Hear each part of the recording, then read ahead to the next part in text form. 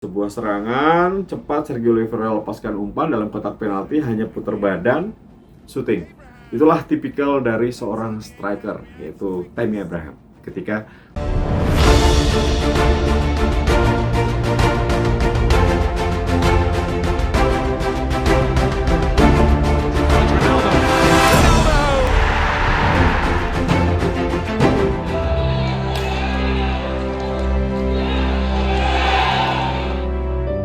kembali di channel T10 TV, ini konten terbaru gua. Kali ini gua akan membahas review pertandingan Serie A Liga Italia di Giornata ke-23, yaitu Empoli menghadapi AS Roma. Wah, pasti sudah senyum-senyum Romanisti karena menang dengan skor besar ya. Dengan skor akhir adalah Empoli 2, Roma 4. Meskipun di babak pertama tampil mengesankan, di babak kedua kenapa main seperti itu? Kembali ke Roma yang asli. Nah, ini gua akan mencoba review. Roma saat ini di posisi ke-6 dengan kemenangan ke-12 ini sangat penting, meskipun syaratnya adalah Roma sudah kalah 9 kali, kemudian kebobolan 30 gol. Ini cukup banyak ya untuk tim papan atas atau peringkat 7 besar di Serie A Liga Italia. Oke, gue bahas dulu line up. Apa yang menarik dari line up yang diturunkan oleh Mourinho? Ini sepertinya dia ingin memakai kembali line up yang diturunkan ketika menghadapi Lecce, dengan menggunakan Maitland-Niles di kiri, kemudian Ricastro di kanan. Awalnya sih berhasil, tapi tidak sampai 60 menit Maitland-Niles sudah mulai keteteran, karena dia bukan seorang fullback kiri ya. Yang ini menjadi bulan-bulanan terus dari Empoli, serangan dari sisi kiri permainan Roma. Oke, kita bahas dulu penjaga gawang Rui Patricio. Oke. Nah, di belakang Mancini, Ibanez dengan Smalling, inilah komposisi terbaik. Dengan formasi 3-4-1-2, memang ini komposisi terbaik. Gue lebih suka melihat Roma bermain dengan 3 center back. Ini lebih aman. Jadi bisa lebih tenang menghadapi serangan balik, ataukah ada yang cover gitu. Kemudian Ricastro di kanan, Maitland-Niles di kiri. Nah, di tengah ini karena Pellegrini tidak ada, masih cedera, maka dipasang Sergio Oliveira dengan Bryan Cristante. Padahal ini posisi yang akan diisi oleh Lord Pele nanti kalau Pele datang. Nah, yang dikorbankan adalah Verto. Memang ada penurunan performa Jordan Verto ya.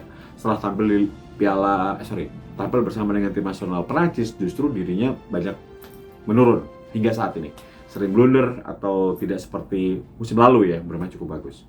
Nah, di depan Sergio Oliveira dengan Bryan Cristante ada Mkhitaryan. Semakin baik, semakin improve penampilan dari Mkhitaryan, karena dia ditempatkan di posisi kesukaan dia, yaitu seorang attacking midfielder. Dan di depannya baru Zaniolo berpasangan dengan Tammy Abraham.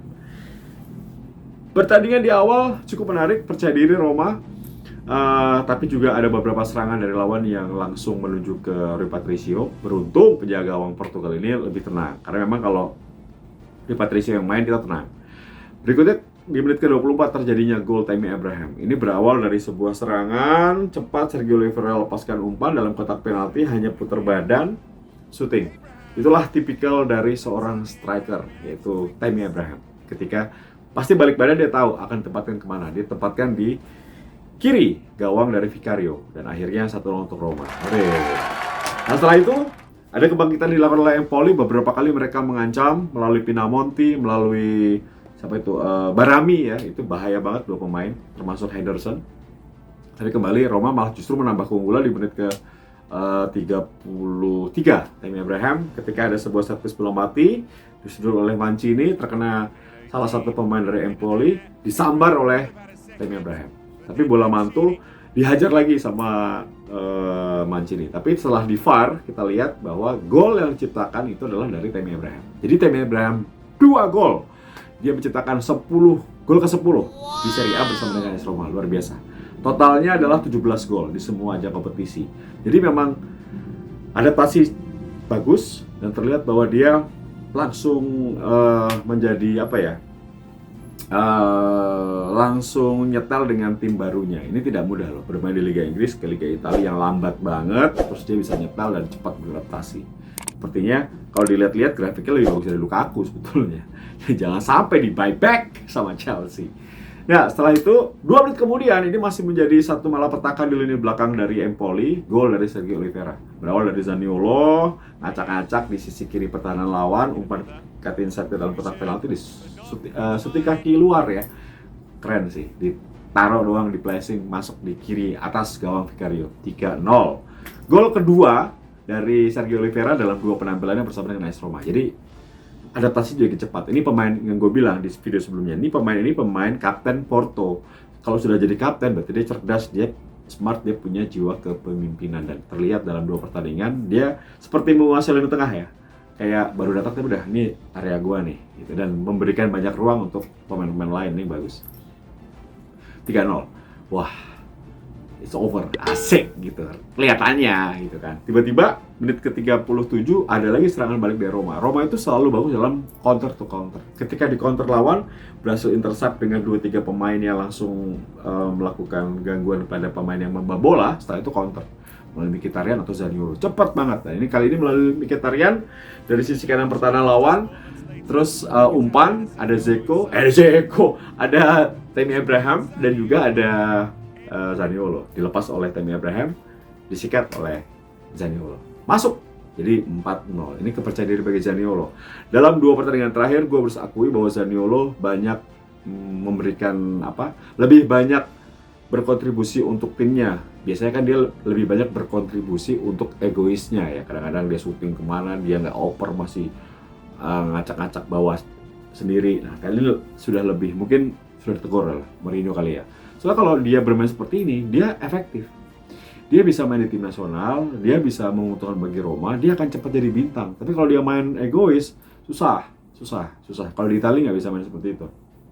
4-0 di babak pertama gue rasa, waduh, kopi enak nih, kopi santai. Tapi gue punya feeling, jangan sampai drop ya, atau jangan sampai kebobolan. Kalau Roma kan selalu kebobolan nih, udah 30 gol loh. Kebobolan dalam 23 pertandingan itu sebuah catatan yang buruk untuk tim 8 besar ya. Itu buruk banget, terbanyak kebobolan. Dan akhirnya terjadilah yang gue takutkan. Di menit ke-55, Pinamonti gol dari dalam kotak penalti.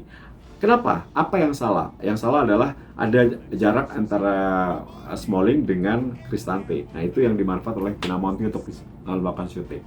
1-4. Aduh, masih aman dalam hati. Tapi Roma diserang terus, dan akhirnya terjadilah sebuah gol lagi di menit ke-72. Berami shooting, terkena dada atau lutut ya kalau nggak salah, dari Mancini, berbelok, masuk lah, susah ditepis oleh Rui Patricio. Setelah itu Rui Patricio banyak sekali terjadi tekanan, tapi kemudian ada counter yang cukup bagus ya, maksudnya counter strategi. Ketika Vina dimasukkan, Verto dimasukkan, ini membuat aman. Jadi masuknya Vina dan Verto sedikit memperkuat atau menumpuk lini belakang lah dengan pertahanan. Jadi pemain yang berkarakter bertahan, sehingga kembali rapat area di depan kotak penalti, sehingga sulit bagi para pemain Empoli untuk bisa berkreasi atau melakukan shooting. Cerdas Mourinho, meskipun dia kelihatan banget tuh, dia marah banget ketika gol pertama, dia mukanya marah banget. Karena di babak pertama dia senyum, ya kan, mau senyum. Babak kedua dia marah-marah. Kemudian dimasukkan 2 pemain itu. Jadi menurut gue ini strategi yang jitu dari Mourinho, bisa memasukkan 2 pemain yang bisa merubah situasi, setengahnya menahan Empoli sudah tidak cetak gol lagi.